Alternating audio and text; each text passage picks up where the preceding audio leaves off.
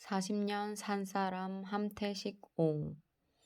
지리산에 대한 글을 연재한다는 소문이 솔솔 퍼지자 친구들이 지리산의 아름다운 사진들을 보내오기 시작했다.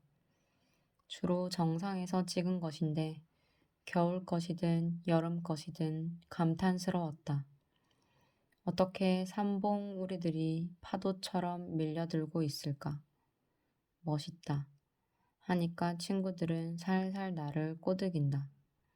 이제 산에 올라 네 눈으로 직접 보라고. 나로 말하자면 산이라면 내셔널 지오그래픽 다큐로 다 끝냈다고 생각하는 사람이라 난 그렇게 살지 않았다 하면 친구들은 아이고 그래 너 잘났다 술이나 따라라 한다. 산에 대해 내가 이상한 선입견을 가지고 있다고 생각하는 분도 있으시려나? 하지만 일전에 어떤 모임에서 새해 소망을 이야기하는 아주 건전하고 다소 민망한 순서가 있었는데 조국 교수는 올해 소망을 산에 좀 덜 가는 것, 가더라도 뛰어 올라가지 않는 것이란 대답으로 좌중을 잠시 침묵하게 만들었음은 물론 전례 없는 보충 질의까지 받았다. 뭐라고요? 덜입니까?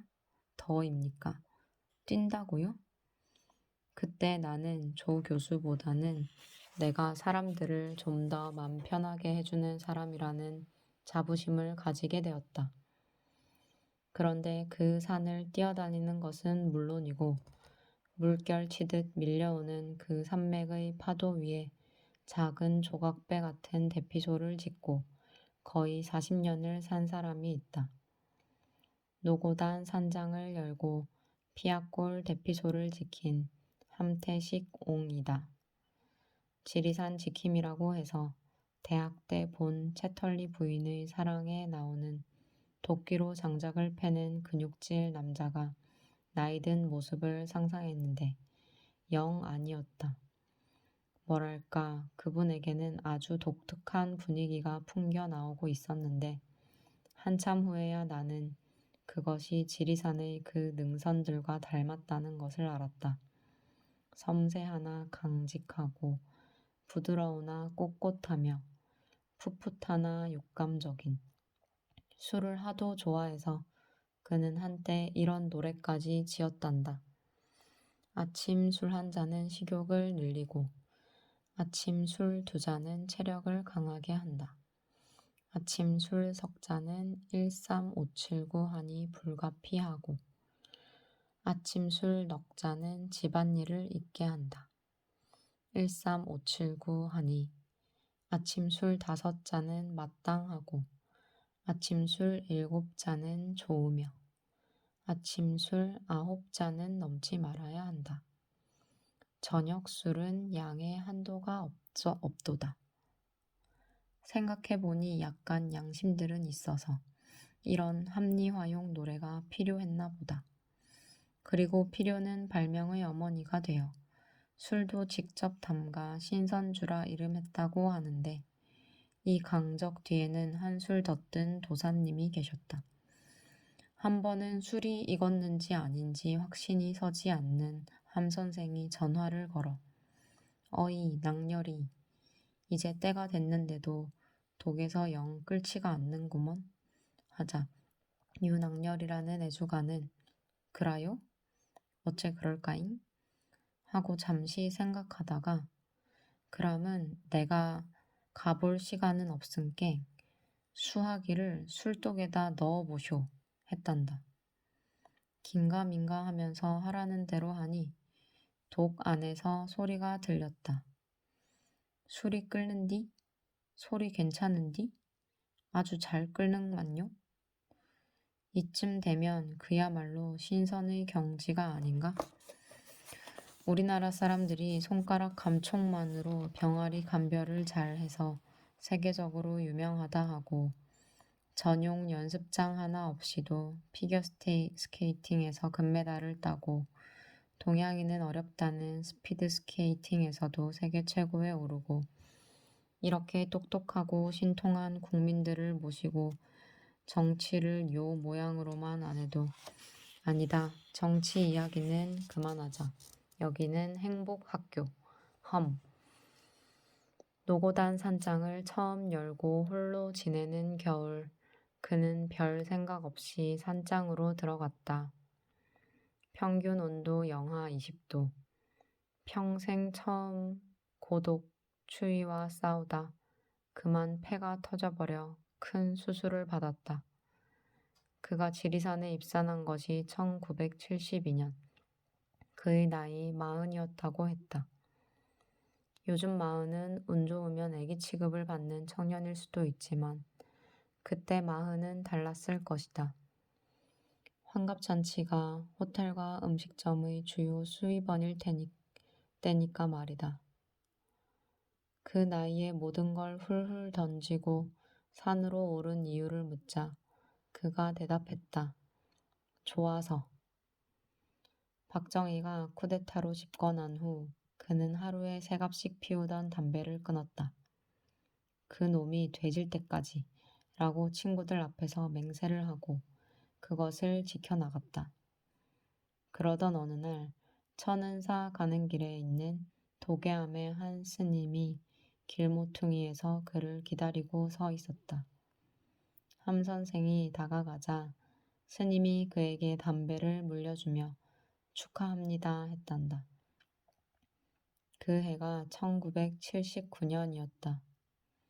하지만 예상과는 달리 너무 오래 끊었고 끊으니 좋아서 그는 그 이후로 담배는 입에 대지 않았다. 그가 하도 술을 잘 먹는다는 소문이 들어 나로서는 안주바를 세우며 장기전에 대비하려고 하는데 뜻밖에도 그는 이제 술을 거의 먹지 못한다고 했다. 내가 전립선암이래요. 아직 수술할 정도는 아니지만 그래서 술을 못 먹어. 술도 못 먹고 이 전립선암이라는 게 말이야. 남성 호르몬을 먹고 살아. 남성 호르몬을. 그는 슬그머니 날 피해 내 남자친구들에게 남성 호르몬의 의미를 눈짓으로 설명하는 것 같았다. 뭔 의미인지 짐작은 가지만 아무튼 술을 못 드셔서 적적하시겠다 싶었다. 하지만 80세의 남성 호르몬 때문에 서운하신 게 있다니. 험. 1928년 용띠 구례생 순천중학교 연희전문학교 졸업. 내 선배님이시다. 젊을 적 이야기를 물었더니 뜻밖의 대답이 나왔다. 해방되었을 때 내 나이가 18이었어요. 해방되던 날 구례 경찰서로 갔지. 그가 일본 경찰에게 물었다. 너희는 왜 안 나가냐? 상부에서 아직 명령이 없다. 그러자 그는 패전한 놈들이 무슨 상부가 있어 하고 그들의 무기를 몽땅 빼앗고 친구들과 함께 그들을 쫓아버렸다. 그리고 그는 스스로 대한민국 최초의 경찰서장이 된다. 그때 미군의 상륙에 대비해 지리산 속에도 일본 군대가 주둔하고 있었는데 사단장이 경찰서로 퇴각을 해왔다. 대좌. 당시로서는 아주 높은 계급이었다. 그는 대자에게서 사무라이의 상징이라는 일본 돌을 빼앗고 여수 쪽으로 군대를 다 몰아냈다. 그런데 그 경찰서장 3일차 사라진 줄 알았던 일본군이 병력을 이끌고 나타났다.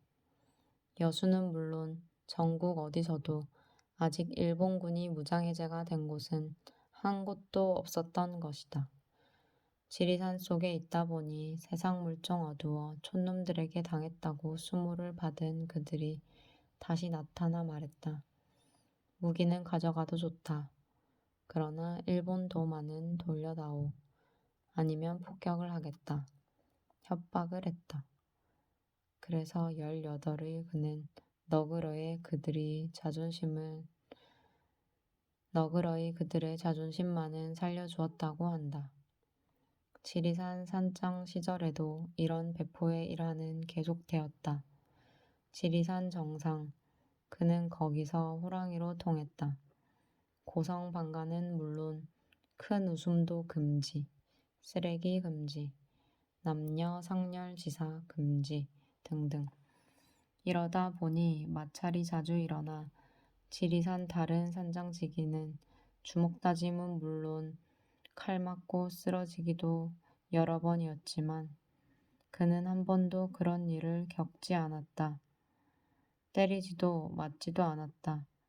그러고도 그는 그 카리스마를 전 지리산에 떨쳤던 것이다. 비결을 물으니 예의 간결체로 그가 다시 대답했다. 초반에 팍 기선제압을 하는 거지. 산에서 그가 구해낸 인명만도 100명은 넘을 것이란다. 그땐 말이야 등산복이 있나. 여대생들은 청바지에 반팔티 입고 사는 놈들도 그렇고 그러다가 산날씨가 나빠져서 바람 불면 다들 얼어 죽게 생기는 거야. 게다가 그 큰 카세트는 왜 그리 들고 다니는지. 작은 카세트 든 놈이 큰 카세트 든 놈한테 약호가 죽는 시절이었지. 하하. 해가 저물 무렵 우리는 그의 새 거처로 갔다. 40년을 지리산을 위해 담배꽁초 하나라도 세세히 줍던 그가 쫓겨나게 되자 지리산을 사랑하는 이들이 여러 방면으로 애를 썼고 그는 환경부 촉탁직으로 남게 된 것이다. 피아골 입구 관리소에 딸린 작은 방이 이제 그의 거처다. 하산하신 게 아니네요. 여기도 지리산이잖아요. 내가 묻자 그는 커피 물을 올리며 씩 웃었다. 800m는 넘어야 산이지. 그리고 내가 비록 환경부 직원이지만 케이블카는 절대 반대야. 절대. 그러고는 귀에서 무언가를 빼냈다. 보청기인가 싶었는데 아니었다. 귀마개. 저작거리에 내려가면 그 무수한 소음 때문에 귀가 아파 그가 고안한 것이었다. 창밖 피약골에 어둠이 짙게 내렸다. 노고단 산장에 처음 가서 내가 호롱불을 만들어 현관에 달아놨어요. 근데 작은 호롱 불빛이 말이야. 멀리 화엄사 입구에서도 보여. 등불이라는 게 그렇더라고. 어둠 속에서 헤매던 사람들이 그걸 보고 찾아오는 거야. 길게 밝혀준다고 그걸 장명등이라고 하지. 그의 말대로 빛이라는 게 그렇구나. 갑자기 우리는 숙연해졌다. 작은 일도 지극해지면 생명을 살리는 등불이 되는구나. 장명등. 그것이 그의 삶이었다. 돌아오는 길, 겨울잠에서 막 깨어난 개구리들이 찻길을 떼지어 건너가고 있는 게 전조등 불빛에 보였다. 행여 그들이 다칠까봐 차를 멈추고 겨울을 견뎌낸 그들을 보고 있자니 잔설은 아직도 여기저기 남아있지만 봄이 코앞으로 와 있는 것이 느껴졌다.